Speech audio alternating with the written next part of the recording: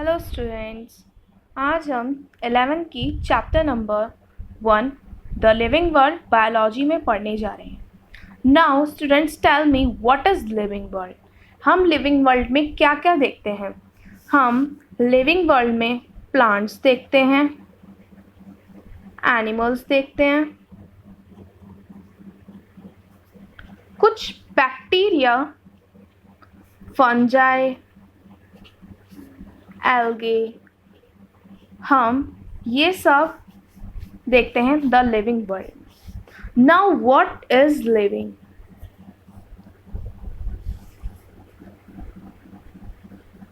Living क्या है? Life ही होती होगी। लिविंग मतलब लाइफ। हम लिविंग को कैसे डिफाइन करेंगे? How can we define what is living? Living is defined as a living को हम define करेंगे as a unique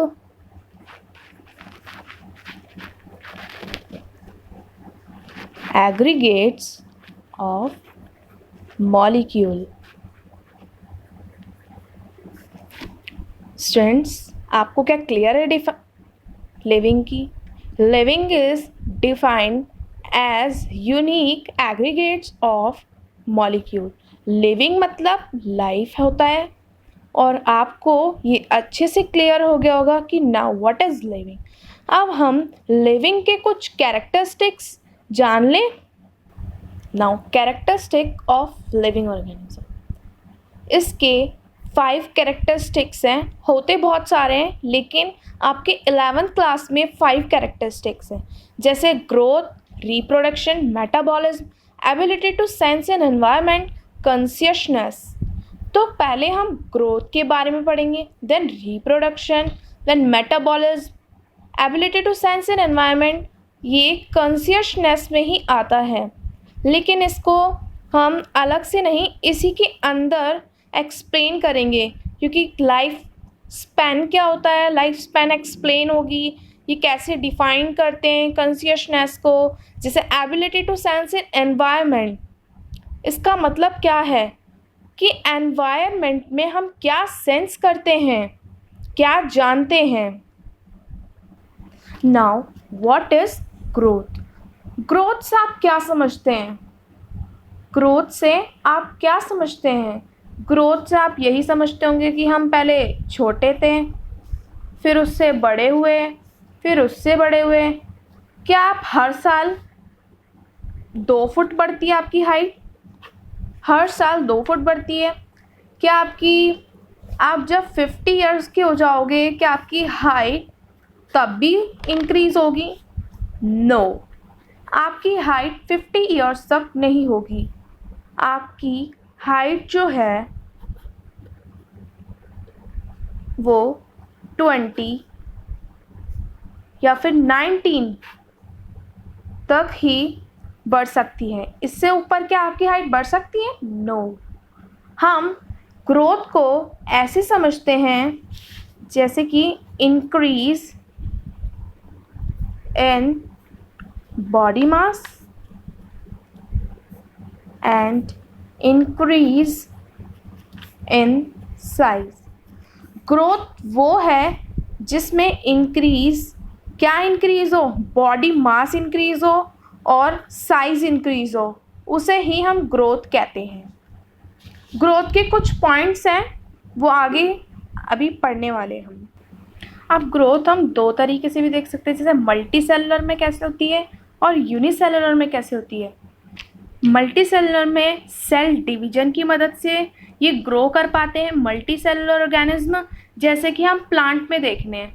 प्लांट में ये ग्रोथ सेल डिवीजन की मदद से हो पाती है और ये कंटिन्यूसली पूरे लाइफ टाइम चलता रहता है।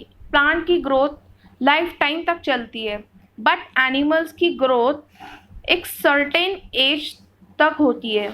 ये तो नहीं कि एनिमल्स बढ़ते जा रहे हैं।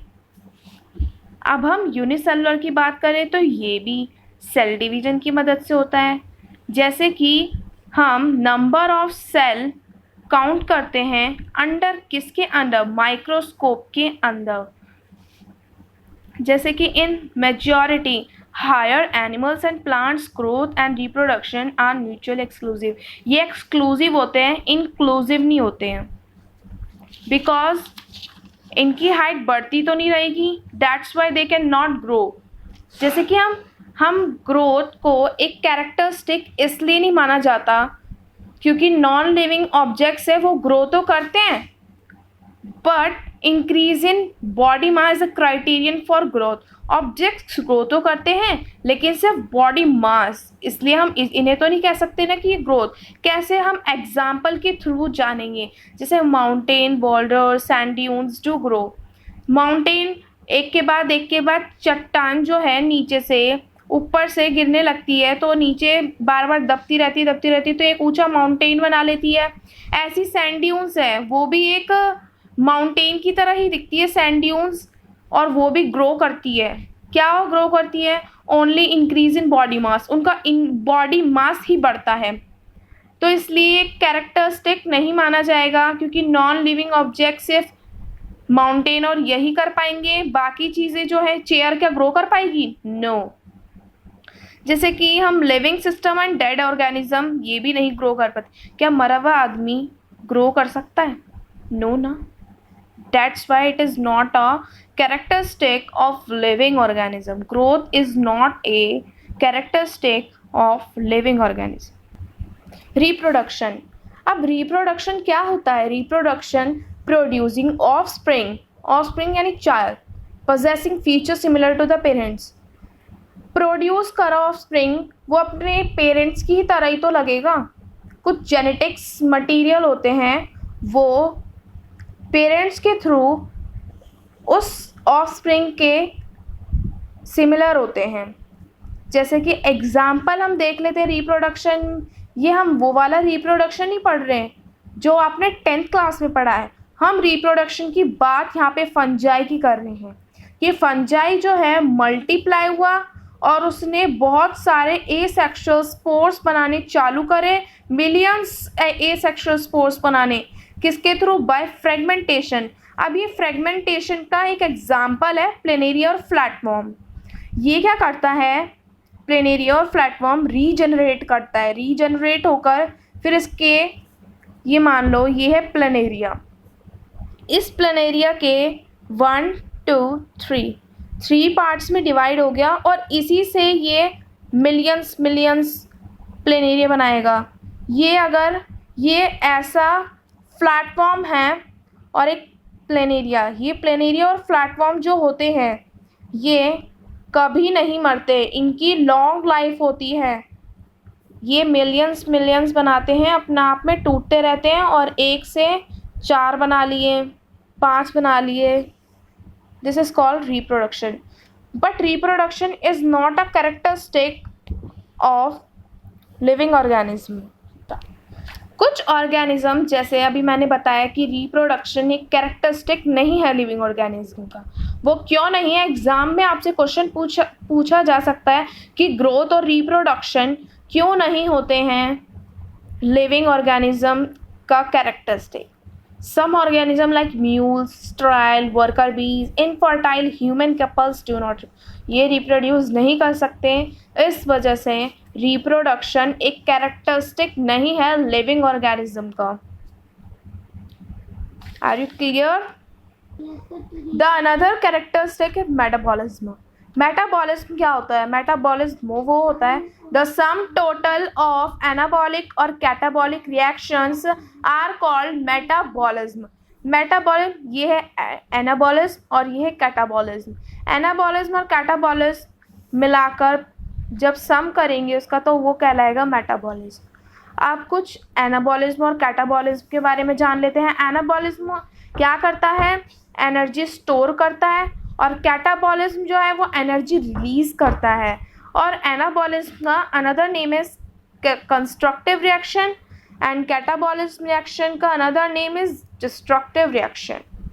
जैसा कि मैंने बोला था कि मेटाबॉलिज्म आपको समझ आ गया है, और मेटाबॉलिज्म एक कैरेक्टरिस्टिक है लिविंग ऑर्गेनिज्म का। अब हम आते हैं consciousness. Consciousness is the awareness of surrounding and responding to external stimuli. External stimuli को रिस्पॉन्ड करना और सराउंडिंग को अवेयर करना. प्लांट क्या रिस्पॉन्ड करता है? प्लांट रिस्पॉन्ड करता है स्टिमुली को, जैसे कि water, gravitation, pollution etcetera.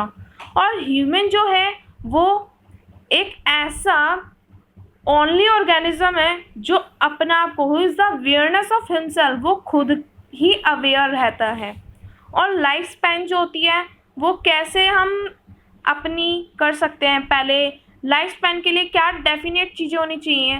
Birth, growth, maturity, then death.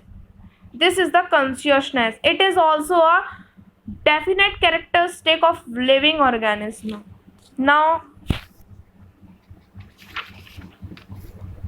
Now the class is over. Class, you have to subscribe my channel and you can check in description box and check a link. There is notes for you. It is available in free.